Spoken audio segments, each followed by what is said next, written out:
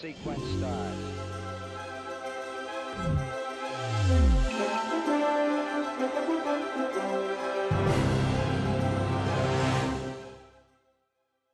Mission Control Houston.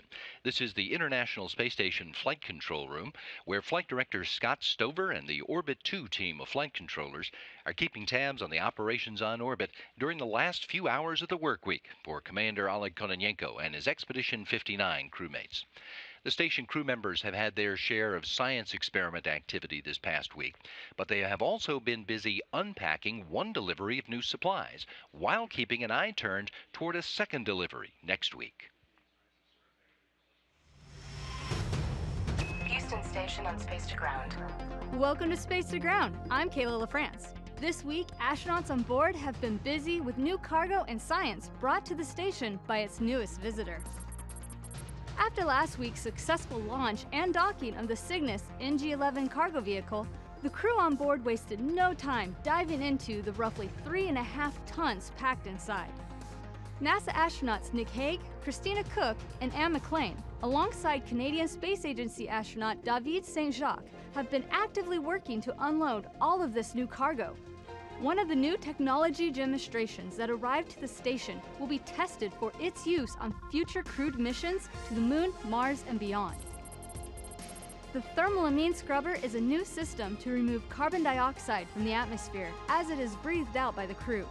This new air scrubber system will utilize actively heated and cooled amine beds, which use a nitrogen-containing organic compound that is derived from ammonia. It causes a reaction that removes CO2 from the atmosphere and creates water as a byproduct, which can then be used to resupply the oxygen regeneration process used on the station. Testing new systems like this on the station right now will help pave the way as NASA looks towards future missions beyond Earth orbit with the Orion and Gateway programs. Some new materials are about to get some serious exposure aboard the station. Astronaut Anne McClain prepared 3 new sample containers for their trip through the Japanese airlock and out into space. They'll be housed on the Materials ISS Experiment Flight Facility, or MISSY-FF for short, where they'll be exposed to the harsh reality of outer space, facing ultraviolet, electromagnetic, and ionizing radiation, atomic oxygen, vacuum, charged particles, extreme temperatures, and micrometeoroids. Industries like advanced manufacturing, spacecraft design, aeronautics, energy production, and even automotive production can use MISSY to develop stronger, more resilient materials for future projects. Keep sending in your questions using the hashtag #SpaceToGround. We'll see you next week.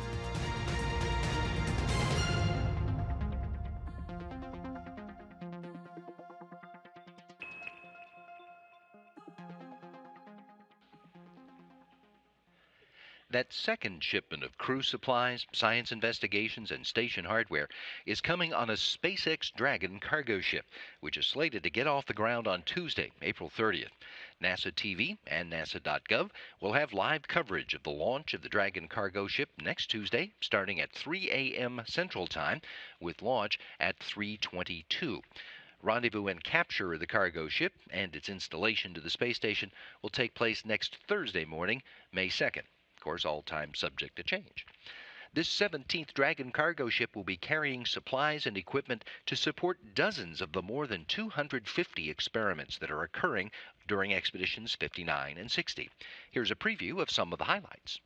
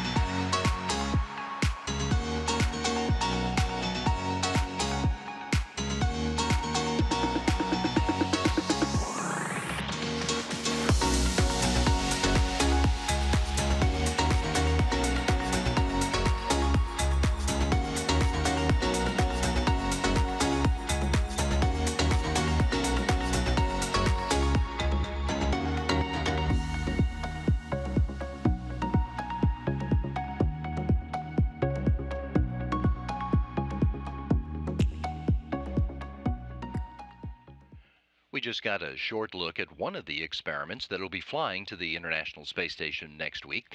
The tissue chips experiment will take advantage of the microgravity environment aboard the space station to learn more about the disease pathology in human organs, those organs both in space and on the ground. A chip off the old block. Presented by Science at NASA.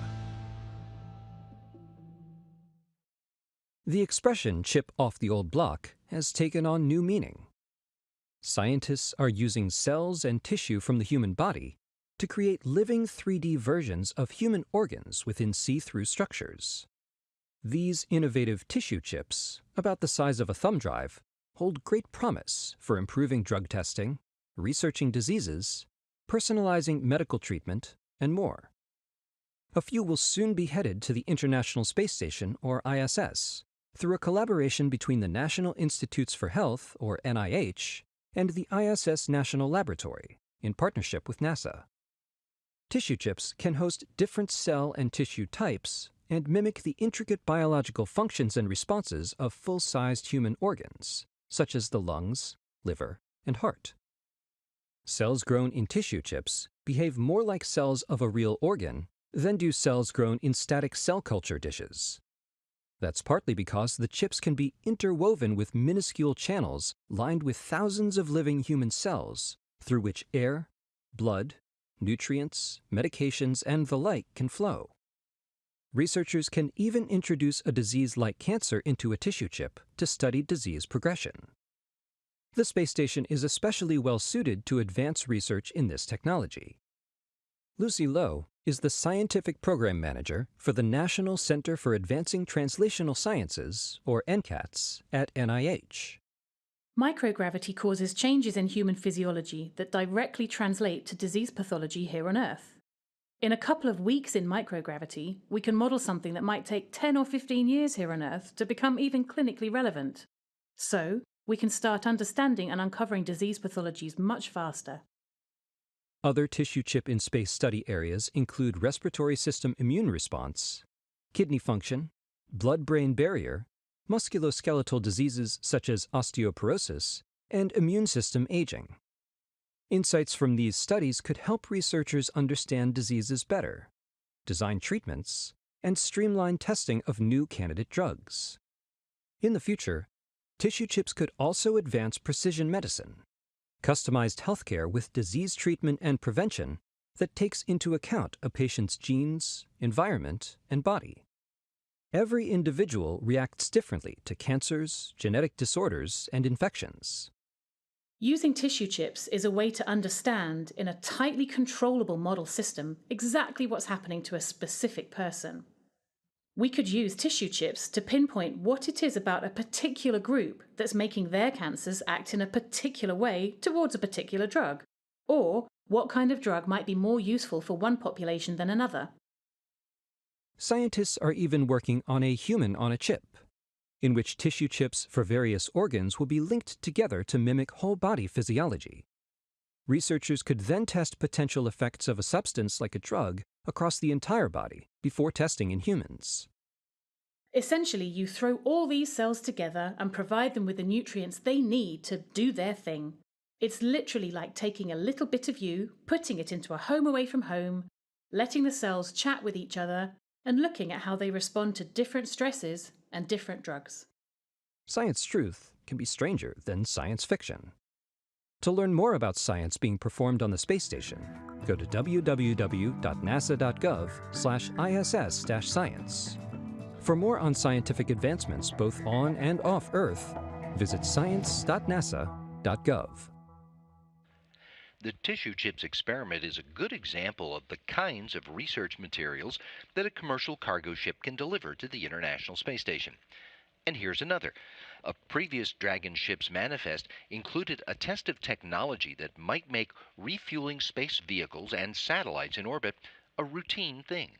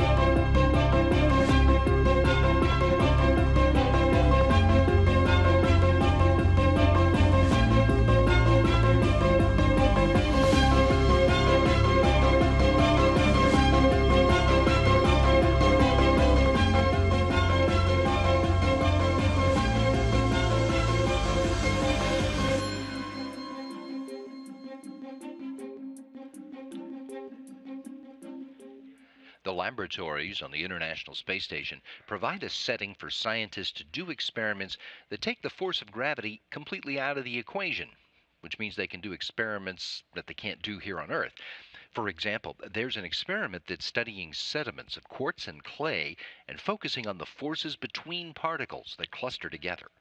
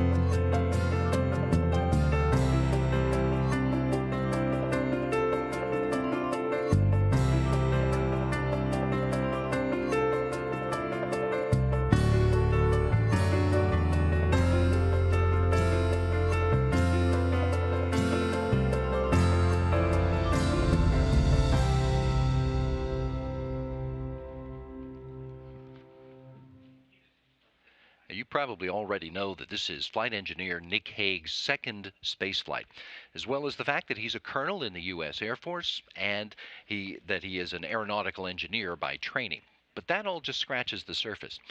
Here is the inside story on his favorite science fiction, his food craves, and the exercise regimen that got him into shape to squeeze into a Soyuz spacecraft.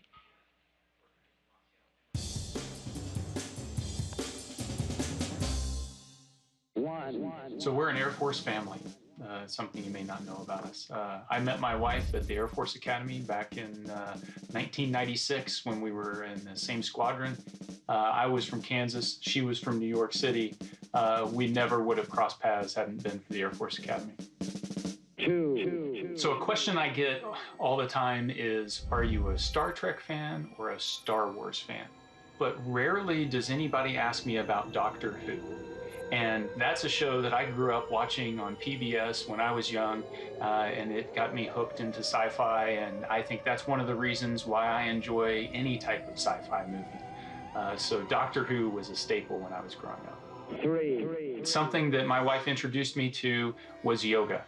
And so we're regular practitioners of yoga, and I got to tell you, I am extremely thankful that she got me hooked, because being crammed up inside the descent module of the Soyuz capsule with your knees in your chest for hours on end is a lot easier after putting yourself through a few hours of torture doing yoga.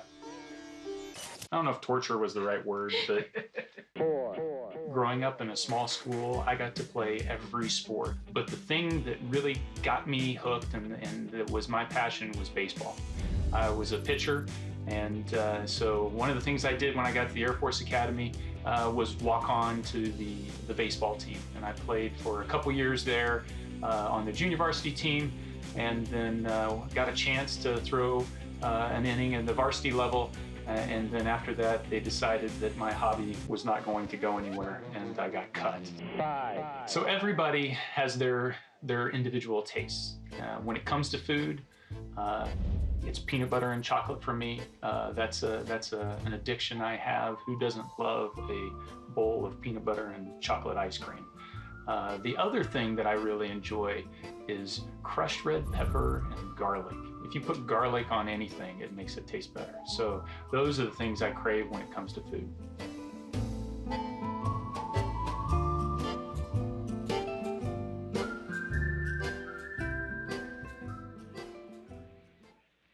The astronauts and cosmonauts at the International Space Station spend their time helping with scientific research as well as maintaining the station to be their home and office on orbit.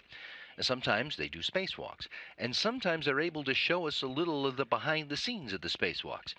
In this demonstration video, astronaut Ricky Arnold starts with the training astronauts get on the ground to be ready to walk in space. Welcome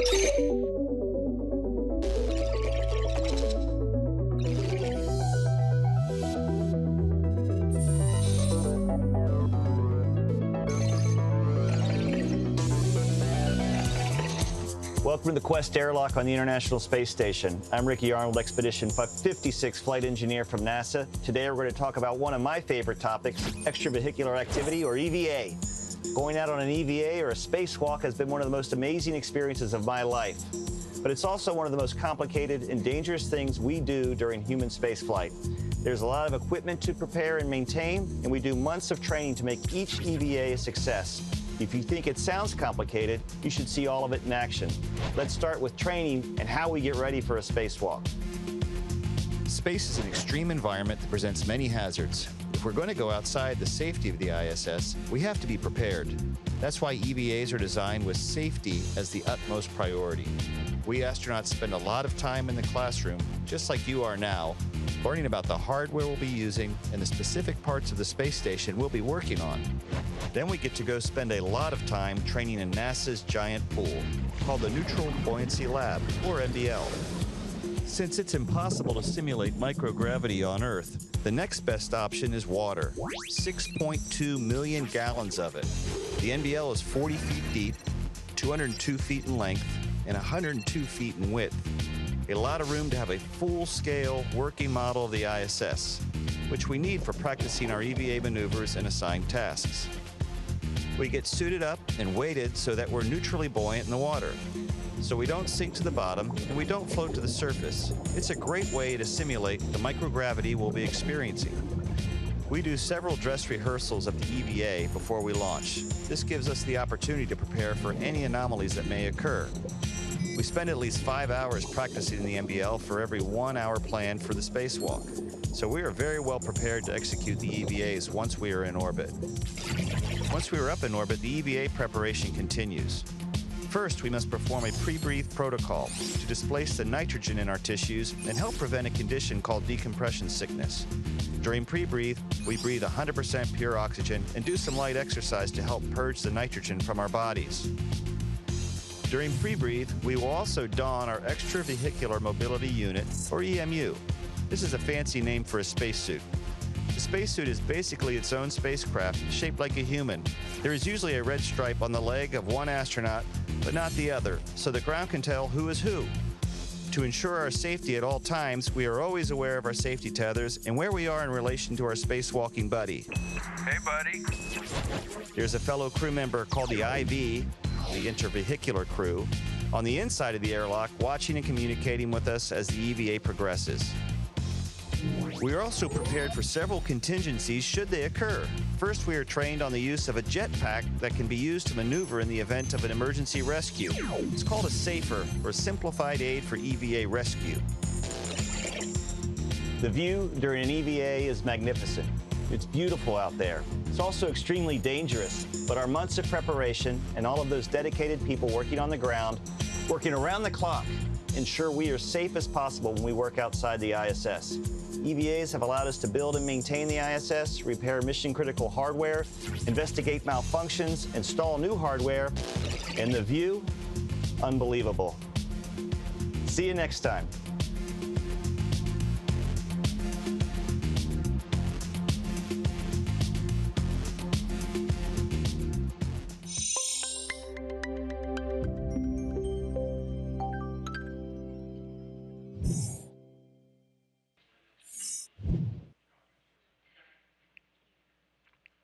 Next time, Arnold talks about the critical components of that EMU that permits human beings to fly around in space in a one-person spaceship. Now, Ricky Arnold had visited the International Space Station once before his long-duration mission, but he had many years of training to get ready for that. But what about the rest of us? Short of buying a seat on the next Soyuz out of town, how do we find out what it's really like up there? Well, we have NASA astronaut Reed Wiseman, who spent 165 days on the station during expeditions 40 and 41 in 2014.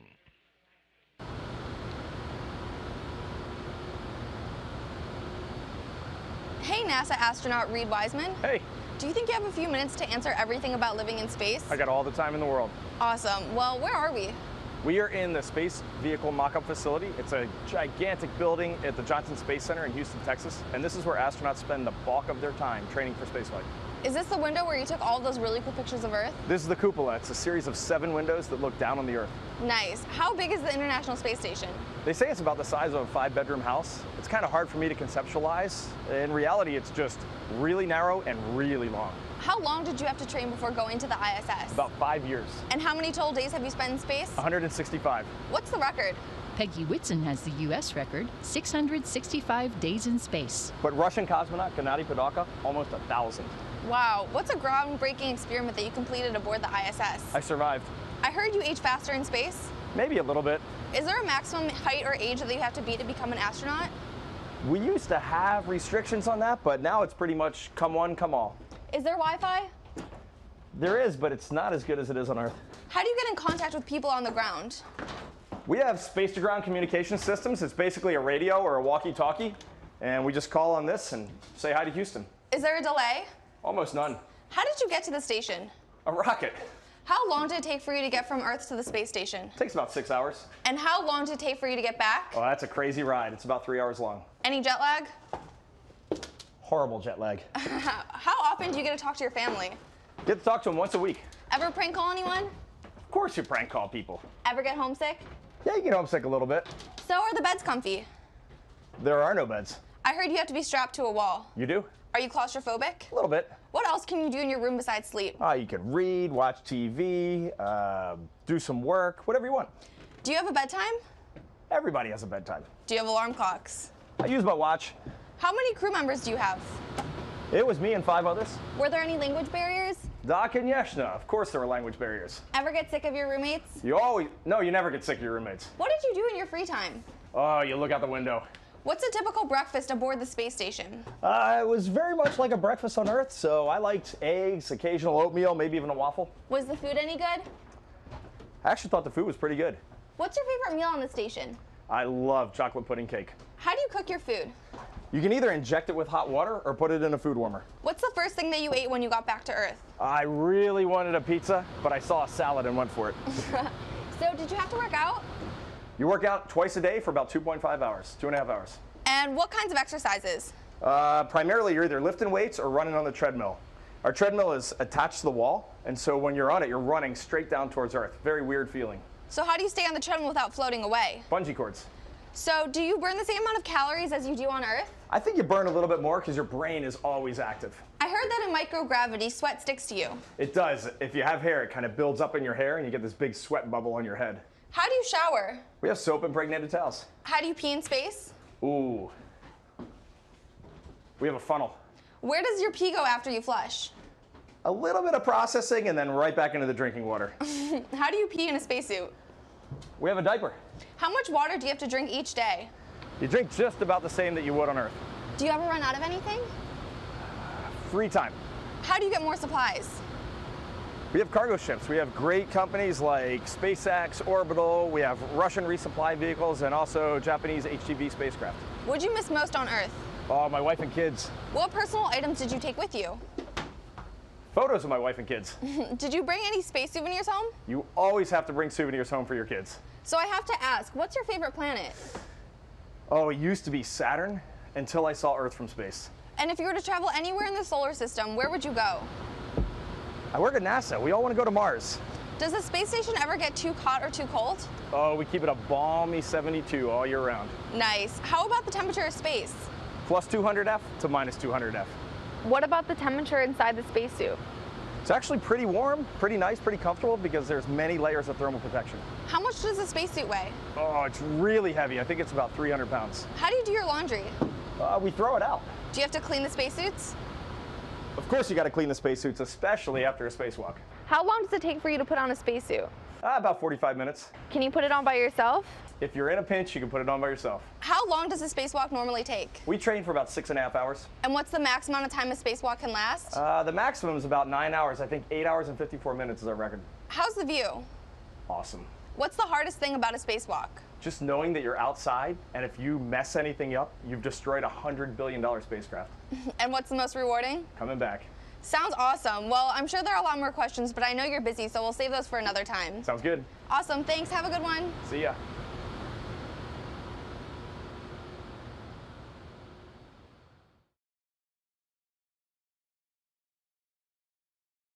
Be sure to check us out on YouTube and Facebook if you want to look again at any of the stories we saw today. While you're there, be sure to look around at all the other cool stuff that we've left to show you about NASA and America's human spaceflight program.